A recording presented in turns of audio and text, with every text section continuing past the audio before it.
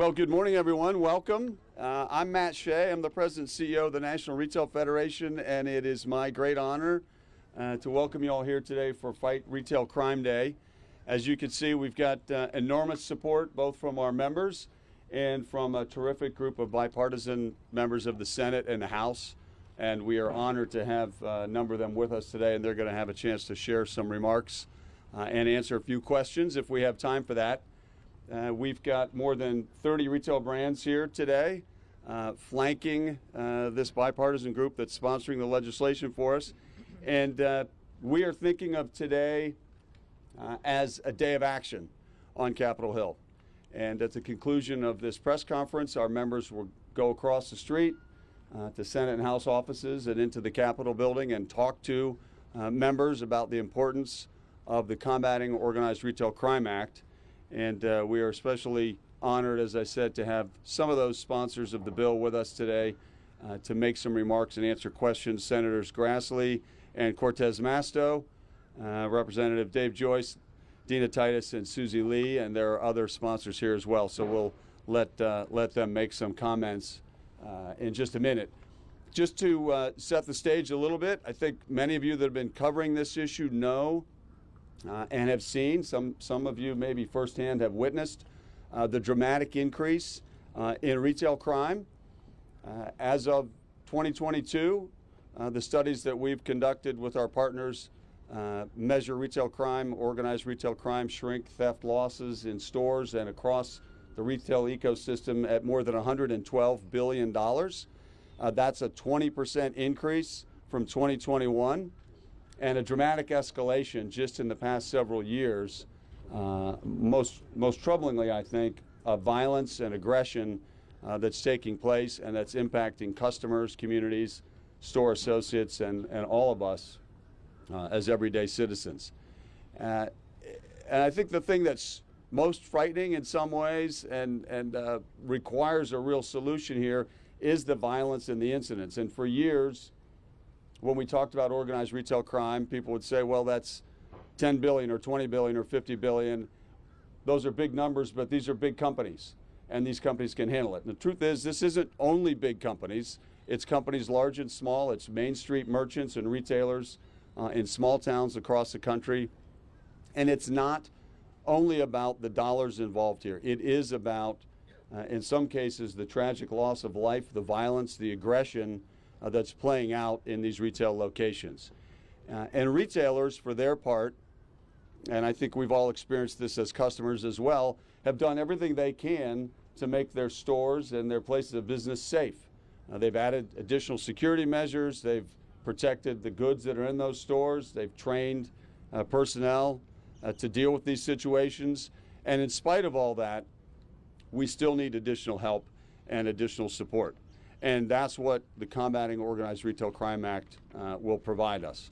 Now, last year, Congress passed bipartisan legislation, the INFORM Act, which begins to address how these goods are resold. These goods obviously have no value if they can't be resold, and we've seen over the last decade migration of sales of these goods to online platforms and marketplaces. And the INFORM Act begins to ensure that we can validate, verify the source of those goods, their provenance, the sellers, the identity of those sellers. So we're beginning to address that piece of the way these goods get moved across our economy.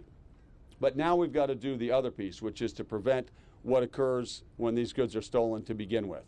And the Combating Organized Retail Crime Act will give resources to federal, state, local law enforcement agencies, the Department of Homeland Security, and other federal law enforcement agencies to coordinate across states, across law enforcement agencies. We've got some law enforcement, former law enforcement officers here, including some sponsors. And so they know firsthand the importance of information sharing. And then we'll ensure that we can direct the resources to places where these crimes are taking place and where these challenges are most acute. So I want to thank, again, all of our sponsors before I turn it over to Senator Grassley, and especially thank Senator Grassley, who's hosted roundtables with retailers in his home state of Iowa and is talking to these people on the ground to get firsthand information and experiences about how this is impacting them and the community. And thank all our co-sponsors and all of you for being here today. and I'll turn it over to Senator Grassley. Okay. Thank you, Senator. Thank you. Thank you to the Retail Federation. Thank you to my colleague, Cortez Mastos. And thanks to all of our House colleagues, and then for the people that are here from all over the country to help this process along from the grassroots of America. Thank you all for coming. Reference was made to what I've done in my state. You find out when you dig into this, it's more than just the original crime of this stealing. It involves the fencing, it involves the money laundering. Some of that money gets to China, some of the money purchases fentanyl in China. It comes back to the cartels in Mexico, and then again to enrich them and to bring the horrendous crime that comes with the selling of illegal drugs that kill so many thousands of Americans. This is something that for the state of Iowa is a $1 billion problem, but you also have to recognize not just the theft, but the danger to the employees, the cost to the consumers, and then the impact upon the individual retailers. This is a problem that you've even seen clips of it on television. You know how fast these robberies can take place. You know what happens to people that try to step in the way. You know that people have died. This is a problem that we have to deal with, and it has to be dealt with in a comprehensive way, and that's what our legislation is all about. And I thank all of the people that are helping us to get it passed, but particularly the retailers that have brought this problem. But the showing of this going on, what your clips in the video that you have in the stores and what that shows is more than we can say as members of Congress about how drastic this situation is, this problem that we hope this legislation will help accomplish. Go ahead. Thank you. Good morning. I too want to thank our National Retail Federation and President and CEO Matthew Shea, all the incredible men and women who work across this country in our communities, really providing jobs and opportunities for so many people. I have to say, if you don't know somebody, have a family member or friend hasn't experienced this, then you're lucky. Because I'm telling you, it's happening in every community. I cannot walk out into my community, into a retail establishment without hearing from somebody, whether it's a friend or family or somebody that works there that has experienced this. It is a crime. And people are taking advantage of the retail establishments. And that's why it is important we pass this legislation. This creates a new crime, organized retail crime. It gives law enforcement the tools that they need to go after this organized criminal activity. That's what it is. It's not a one-off. It's not one person. It's organized crime, and it's at its worst. And so working together, it is important that we pass this legislation. I, too, along with my colleagues, you will see Dina Titus, Congresswoman Dina Titus here, Congresswoman Susie Lee. I thank them for their partnership on the House side, but we also had a roundtable discussion in our state on this very conversation, and we had law enforcement at the table, both at the federal and the state and the local. That's what it takes.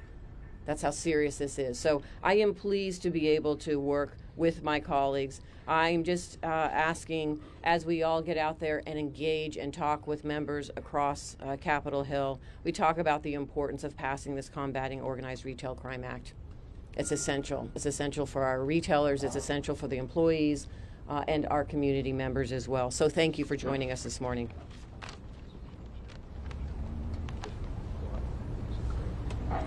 Well, thank you, Catherine, and thank you also to the Retail Association, the Federation, for having this morning, and for all of you to come out and help us get the message across of how important it is to pass this legislation. Working in a bipartisan way on the House, we've got a lot of work to do, but I think we can get it done. You've heard how this is not just the one-off shoplifter. This is a major organized effort.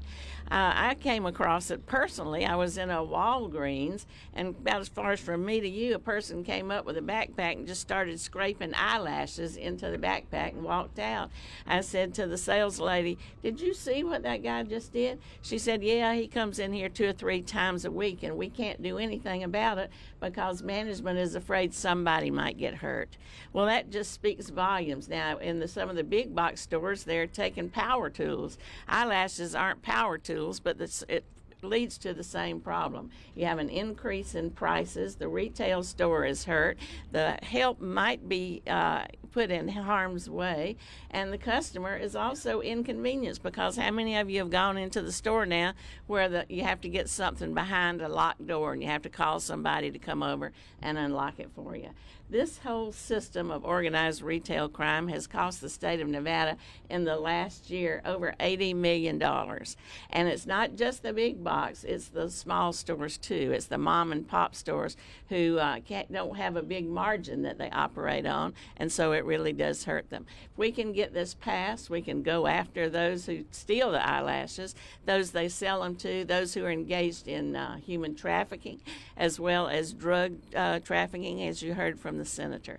So I'm pleased to have introduced this. I appreciate very much our bipartisan support, and I thank all the people who are on the front lines confronting this every single day. So thank you for being here.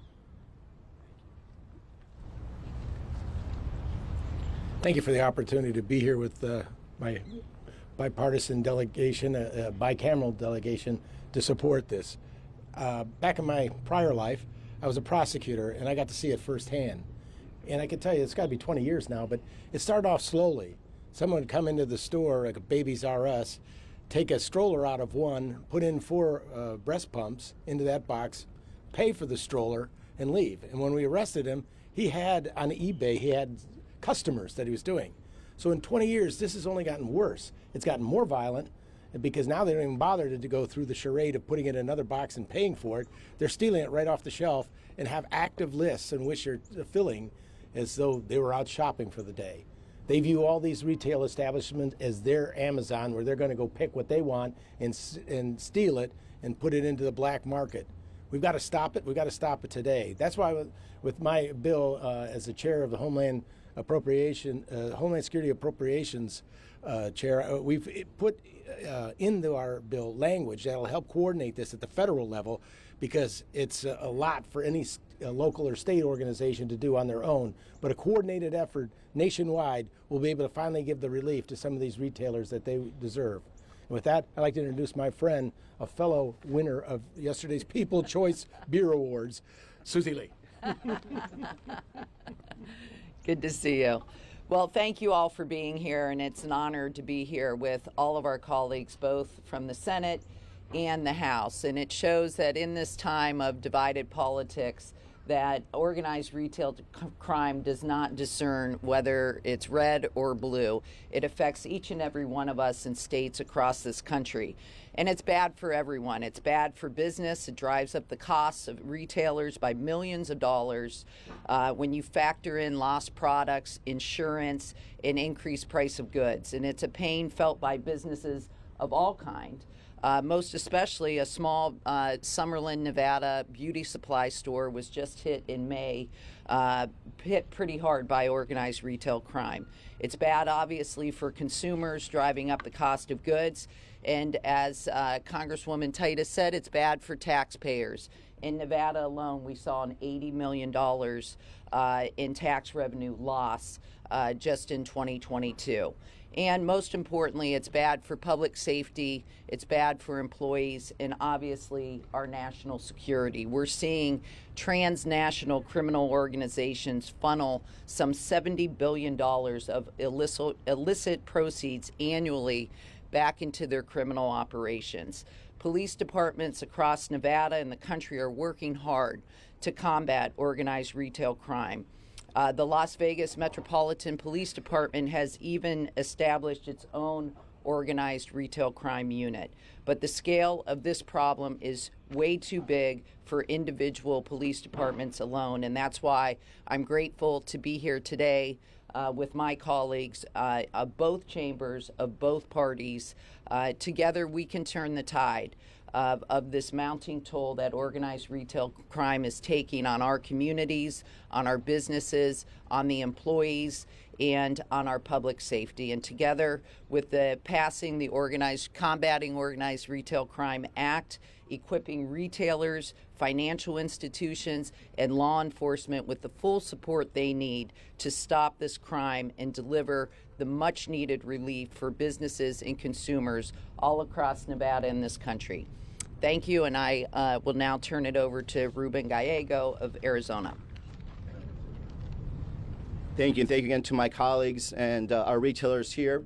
I actually wrote the DOJ 2 years ago asking for them to actually look at potential RICO cases to look at this organized retail theft.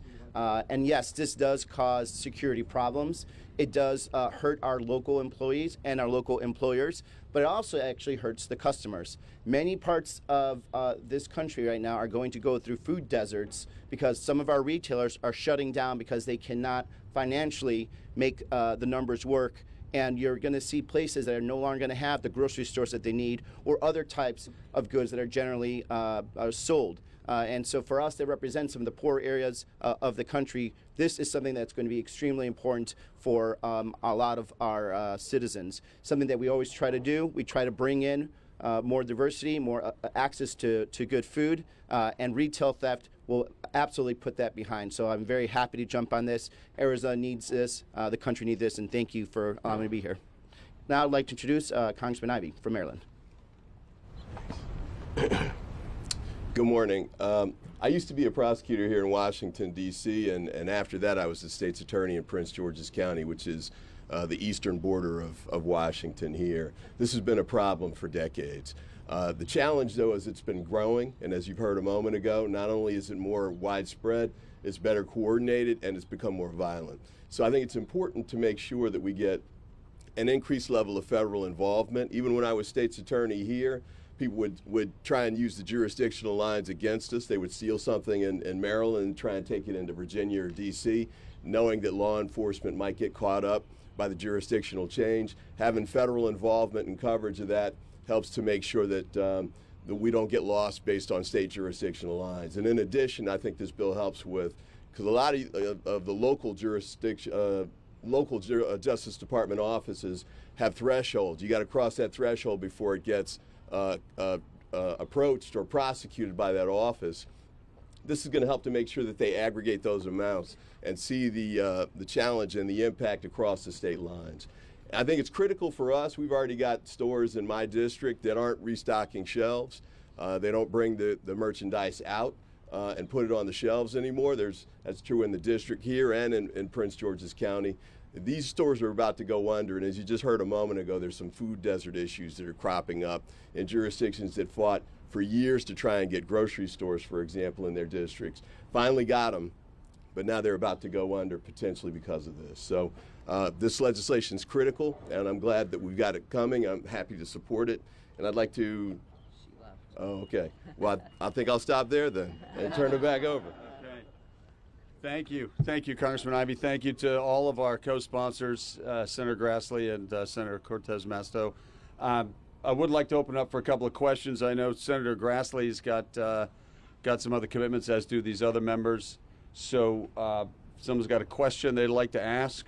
Courtney Reagan, CNBC. Yeah. Senator Grassley, I guess I would like to ask the discussion about the felony thresholds and the difference. Let's start over again, please. Sure. The discussion about the felony thresholds and the differences based on different areas of the country seem to be a big issue.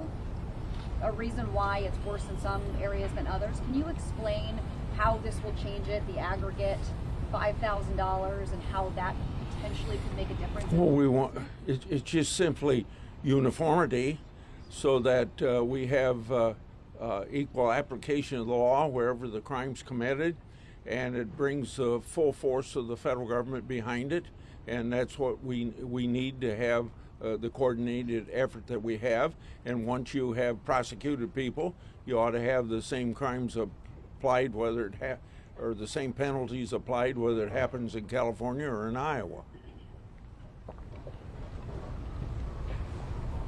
Anyone else have a question for one of the sponsors or another question on the? Courtney might. I'll take another one. Of course.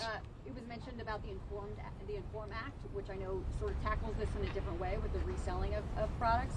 I don't know if anyone is able to share any real examples of how the Inform Act has helped in this area. We really haven't heard much about this. Yeah, so the Inform Act was the legislation passed by the Congress last year, bipartisan, bicameral, that created a set of standards and a straightforward approach to the way in which marketplaces would put certain goods on those marketplaces for resale online. As we mentioned earlier, there's got to be a place for these goods to be resold. So the idea was to ensure that when those goods go onto those marketplaces, there's transparency about the source of the goods, the identity of the seller, certain dollar thresholds, and certain number of transactions that required additional levels of disclosure. That was passed last year. It only took effect in late July, so we don't have quite enough data yet to see how that's going to play out. But I think in conversations with the marketplaces, I think we know they're already beginning to make changes to the way in which they validate and verify the source of the goods and the sellers. But I think it's going to take a little time for the act to actually have full application and get data about how it impacts the sales. But thank you. Obviously that's a big piece of this as well. Any other questions? I know the House is actually working. No, congratulations. We didn't rush into it. No. Well, I noticed did Joyce get out of here? He left. He had a solution, but they got another one. So, or some of you got another one. So I want to thank all of you for being here today. Some of us will still be around. I know, as I said, our members standing here flanking the co-sponsors are headed to the Hill. I know some of them will be willing to answer questions or continue the conversation. So thank you all. And thanks especially to our co-sponsors and those that shared their comments this morning. Thank you all very much for being here. Thanks, everyone.